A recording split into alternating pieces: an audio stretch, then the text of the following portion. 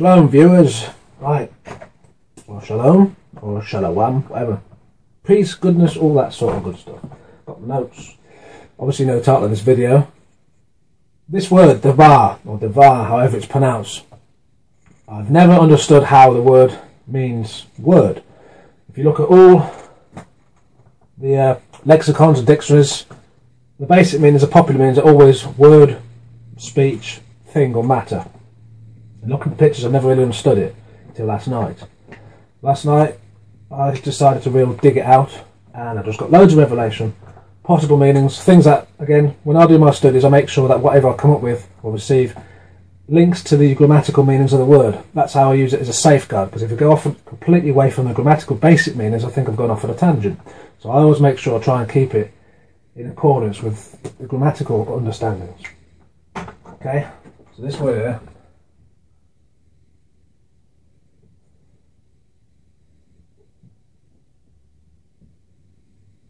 could be a bit neater, but never mind.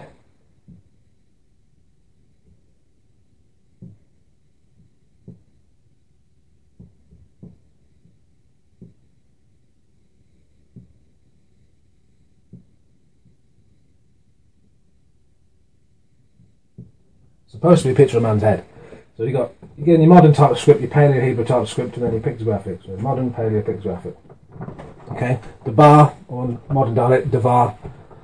I don't argue too much about the dialects, as you know, I'm more into the meanings.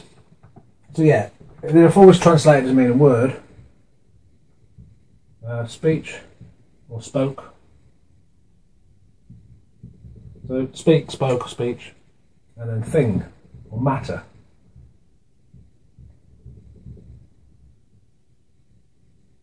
Okay, that's kind of the grammatical, the popular.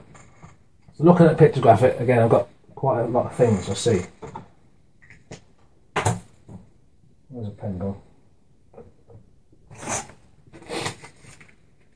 I'll do it in blue because I'm running out. Okay.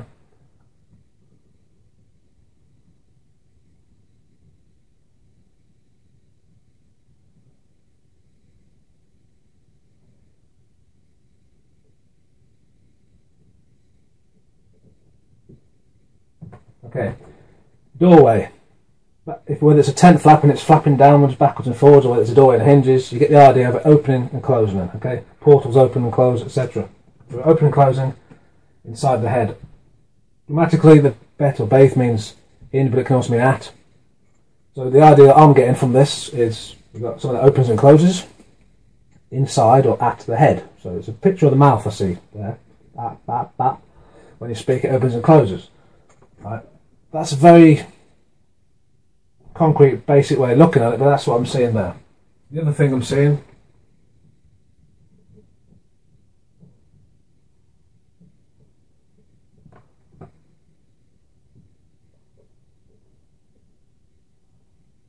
okay, back and forth inside the mind. Okay, again, picture of a door, picture of a house, picture of a man's head. That's other meanings, but yeah. Whatever you speak, whatever we say, there's usually with a back and... Yeah, we can speak spontaneously, and the speech might be like milliseconds, or the thought might be milliseconds, but whether it's milliseconds or whether you take your time to think on it, you have this back and forth thing going on inside your mind, like, oh, what am I going to say? And then you speak it, okay?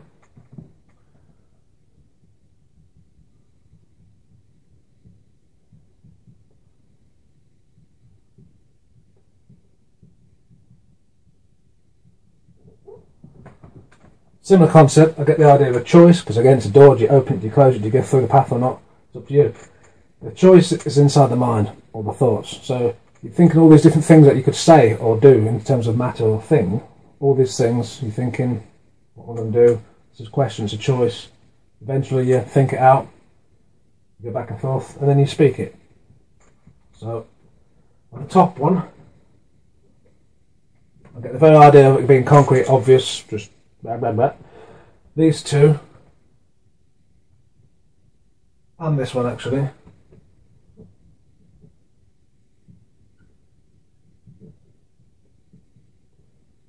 okay, a pathway in the mind.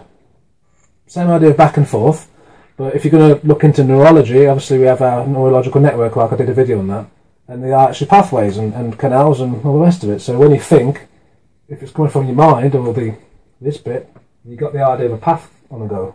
So I see that too. So yeah, these middle three, I see to do with thinking before you speak. So I have not mastered this, don't get me wrong. I don't like hypocrisy, and I try to avoid being a hypocrite because I haven't, I ain't perfect, but I try not to be. So from this word, I'm getting the idea that what we speak has to be thought out. We've got to be careful what we speak. So, choice. That's what I'm getting from this. Same as my last Sean video. I kind of went into that. I've got the same concepts from that, which means language and tongue. Okay. That's one section. Next bit, I'm going to draw a picture now.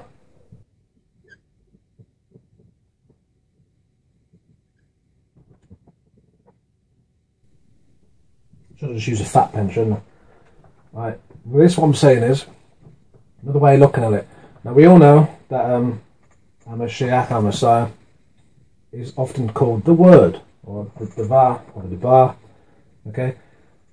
We all know that the word itself refers to the scriptures, and we all know that he himself is a word made flesh. I see the good news message in this as well. Obviously I'm plugging in the idea of him because of obvious reasons, but what I'm saying is this as well. Okay, before he came to earth, I know he was in the Tanakh in other places before he came through Miriam, often called Mary, but for the sake of his first obvious coming, I say, okay, so you've got a doorway or portal, okay, that opens up, okay, and it's also a pathway. So it's the idea of Elohim, and this letter can mean dangle downwards, so the idea of coming down through a pathway to Bet or Baith, which is a dwelling place or a house.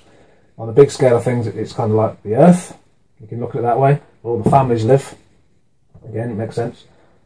So he's coming to dwell with all the families of the earth, to dwell with men. Yeah, because it's a picture of man's head. So I'll write it down here.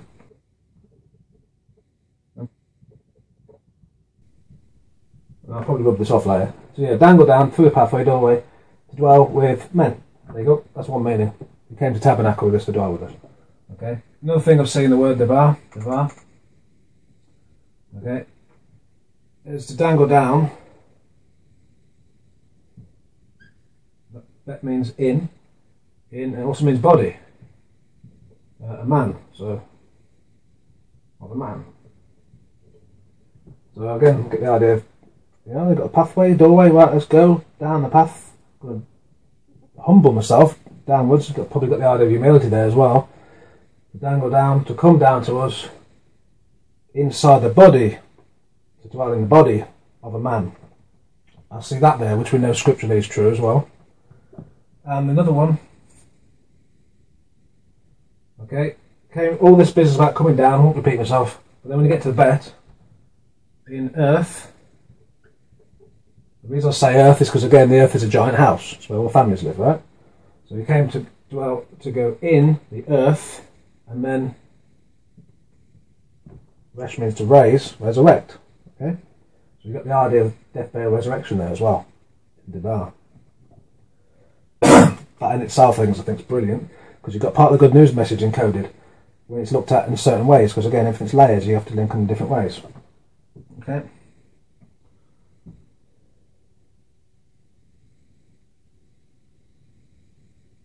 Yeah.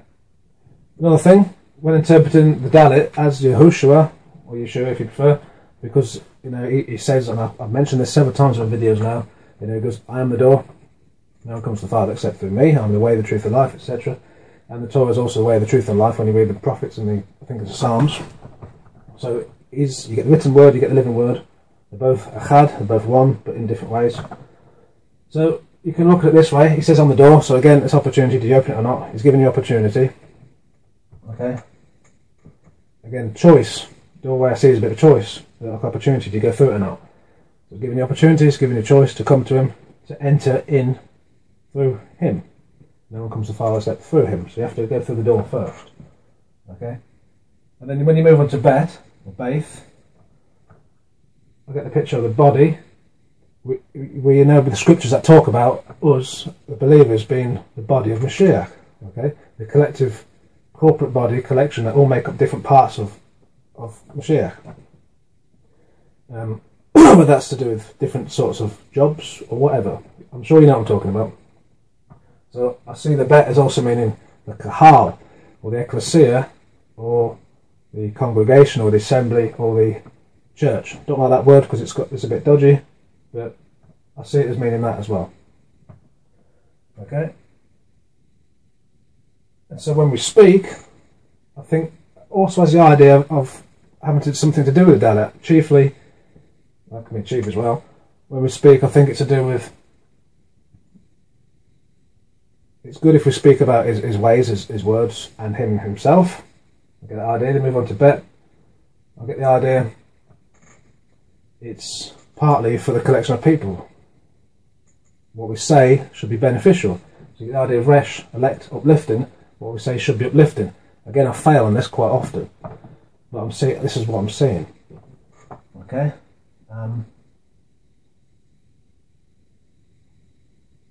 Yeah, that, I mean exalt as well. So we're to exalt Elohim as Yehoshua. He's the one who was resurrected. If we live a life and we're speaking right, then we'll be resurrected. I kind of see it all there. Again, this one, the path in the mind, you could say that's Torah in the mind.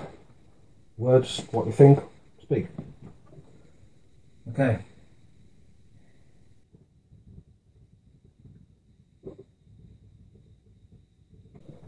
Another interpretation, just in order. An entrance to the kingdom of the exalted man. Again, Yehoshua, Elohim. Okay. If we live a life where we're speaking right, I'm getting the impression it'll help us to get there for a start, because we then gain entrance to the kingdom of the exalted man, and then be exalted men, or people. There's another thing I'm saying. Scripture also says that we will be justified or condemned by our words, which is quite scary scripture, but again I'm seeing the same thing here. You should always, I'm going to repeat myself now. That's kind of what I'm saying. And something else. There's a board rubber gone. Yeah.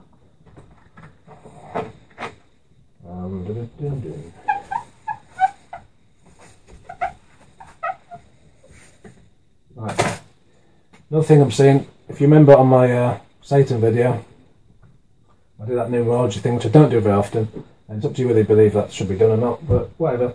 If you had the numerical values up, Dalit's 4, Bet is 2, and then Resh is 200. So obviously you get 206.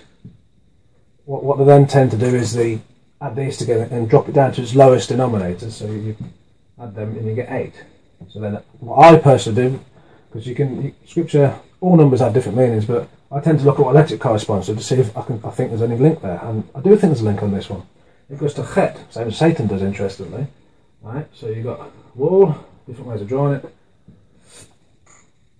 On the good side of things, okay, words, because the context is word, you can look at a wall in a positive sense as like a surrounding hug in terms of compassion and protection and life, because Chet also means life.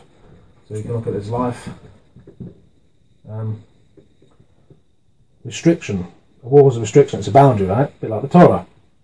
His ways, his words, like this is a boundary. This is good, this is bad, right? So you get, I don't know, restrictive or free. Depends how you look at it. If we keep his ways, we'll be free. We won't be condemned for sin, and etc. You look at it that way. Compassion. So again, on the good side of things, our words, our speech, etc. If this does have a link, I'm not saying it does, but if numerology does link it to this, then I see possibly plug those meanings into it. Our words should bring life. They could bring life or death, depending on what we speak. You know, you have restrictive or free boundary, depending. You know, don't go there. I know you want to, but it's bad, etc. And compassion, love and wall, hug. And on the bad side of chet or wall, I see divide. Right. One meaning. Divide, and you put a wall in between, you just cut things off. Cut off, that's the other meaning. Cut off. Again, that life and death, well, if you cut off, you're dead. And words bring blessings or curses. So see that as well. Plus, Mashiach did say at one point, don't think I've come to bring peace on the earth, I've come to bring division, a sword. You know, everyone's going to be divided. We've all experienced that to some degree. I'm isolated, you know, I'm on one side of the wall, and bounded by the wall, if you like. I'm very alone. I know I'm not the other person. Other people are very alone. I think it's a necessary stage as we're all waking up in stages to his Torah. So, is there anything else before I finish it? No, I think that's it. Probably much more. You know how these letters are, how these words are, sentences. You know how Hebrew is. It's multi-layered, which I think is awesome. So many different things, just out of one word, plugged in the meaning that fits with this, and all these things I do believe closely relate to this. So I'm happy to interpret it the way I have done. Now the thing is, with all my studies, I need to learn how to let this sink in and let it manifest properly. Some say Davar means manifest as well, right? To help me love people, do the right things, because I do struggle with it. And if this video helps you, if you think it's good, great, because that's partly why I do them, in the hope it will help people. Plus I wish to exalt Elohim, because him and his language is awesome. So, praise Yahuwah. Okay? That's it. So, as usual, please give me some comments, tell me what you think. Cheers!